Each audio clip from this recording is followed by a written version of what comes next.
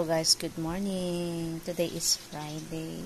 So ngayon ko kukunin yung passport para makapag-book na ako ng ticket.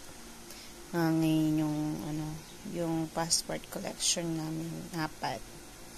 So I will tell all the details na nagawa ko dati kasi I do it my own. So it's a DIY process. So it's a little bit tricky sa umpisa. But finally, if you can actually read a lot of things, research, you will actually know what the process is. So yun guys. So mami, update ko kayo kung nakuha ko na yung password namin.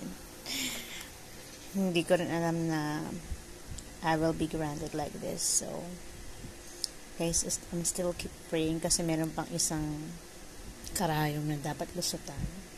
So guys, just keep updated. Bye!